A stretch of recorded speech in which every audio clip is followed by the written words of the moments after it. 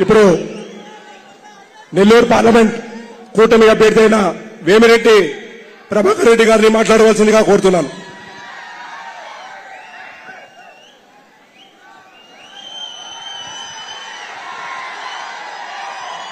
జాతీయ అధ్యక్షుడు అయిన చంద్రబాబు నాయుడు గారికి మీ అందరికీ నమస్కారం.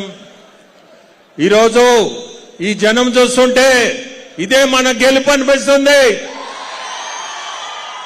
కోవూరు నియోజకవర్గంలో ఇప్పుడే చెప్పినట్టు ప్రశాంతి చెప్పినట్టు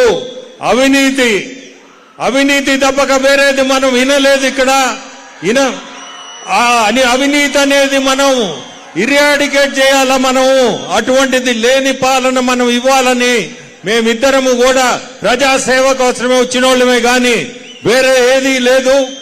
మేము ప్రత్యక్ష రాజకీయాలకి రావడం కూడా కారణం సేవ చేస్తామని మీ అందరికి ఒకటే మాటిస్తున్నాను.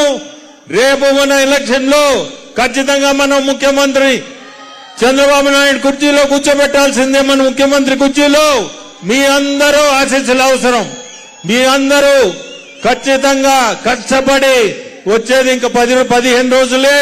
మనము కష్టపడి మనము సార్ని గెలిపించుకోవాలా. అభివృద్ధి మనకి అవసరం. ఈ మధ్య కాలంలో అభివృద్ధి అనేది మనం చూడలేదు, మీరు చూడలేదు. యువతకి ఉద్యోగాలు కల్పించాలంటే అభివృద్ధి, మనకి పరిశ్రమలు అవసరం. అటువంటివి కూడా మనకి ఈ మధ్య కాలంలో ఎక్కడ వినలేదు, వినబోం కూడా. మనము చంద్రబాబు నాయుడు గారిని ముఖ్యమంత్రి చేసుకుంటేనే అటువంటి జరిగేది.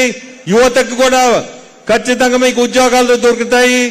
సార్ చెప్పినట్టు 4 లక్షల ఉద్యోగాలు సంవత్సరానికి ఇస్తానని మాటిచ్చున్నాడు. సో యువతులకు అందరికీ దాదాపు 20 లక్షల మందికి ఉద్యోగాలు వచ్చే అవకాశం ఉంది.